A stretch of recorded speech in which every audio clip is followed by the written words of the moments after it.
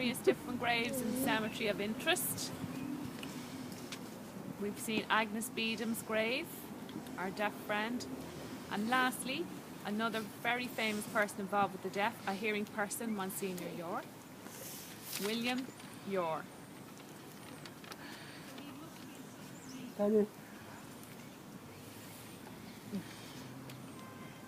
He decided to become a priest, and he went to a college in Carlow to study. When he became a priest, afterwards he became a chaplain, just like Father Gerard is. But his job was to go and work within the prisons, like in Kilmainham jail. He was chaplain there. If anybody needed a prayer or some spiritual advice and so on, he was available to them. After that, he became a parish priest in St. Paul, Arran Key. St. Paul's in Arran Key. And he became very motivated. He erected within it the first peal of bells that sounded the sound from the Catholic steeple for Mass time.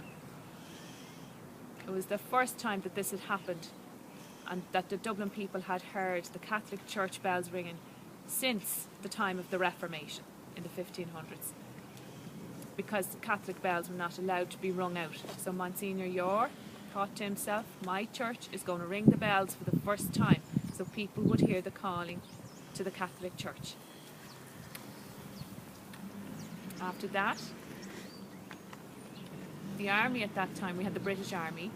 There was a lot of Irish people involved within the British Army. It was a good job to have. So he got involved. But there was no chaplain to the Irish Catholics within the British Army. So he worked there and prayed with them. He campaigned the English government to please allow for a chaplain, a Catholic chaplain, for the Irish Catholics within the British Army. So they did allow him, and he worked doing that. Then, here in Glasnevin, as was mentioned earlier by our guide, Bridget, the cemetery was opened in 1832, but 1 year previous to that, in September, the land was bought.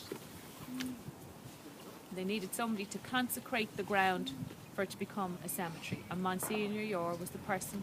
He himself was of a man of prestige within Dublin, and he was asked to come to consecrate the ground, and here we are today. Later, when the cemetery was officially opened for everyone to bury their dead, the first person to be buried here was named Michael Hawley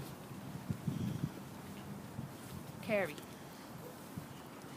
from Francis Street in Dublin. He was the first one to be buried here once the gates were open. And we heard that in the initial stages there was only 9 acres of land here for a cemetery, and then over the years it spread out, and to now there's over 120 acres. 1.5 million people are buried in this cemetery. Perhaps you might be thinking, yeah, so how's that relevant to us? What's the deaf connection? Well, Monsignor Yore, before 1846, prior to that, he was in discussions with people, wondering why Ireland had no Catholic school for deaf kids. So Monsignor Yore was willing to be involved in the establishment of the committee to set up the Catholic Institute for Deaf and Dumb, back then it was called, and then over time became CIDP, or CID, and now it's CIDP. So along with Father McNamara, who we heard about at Agnes's grave, and other people on the committee, they got together, and Monsignor Yore, and recommended that Agnes Beedham, her father, knew Monsignor Yore.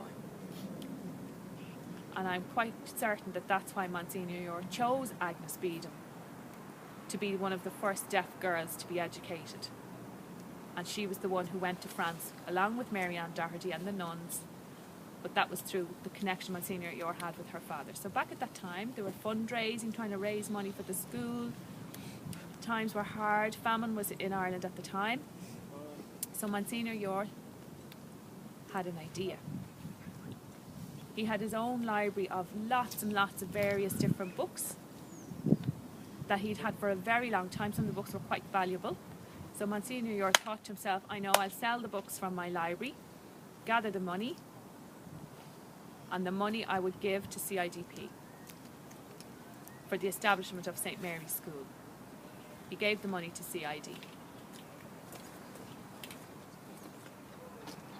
He remained involved with CID until his death on the 13th of February 1864. He himself had been a priest for 33 years, and he's buried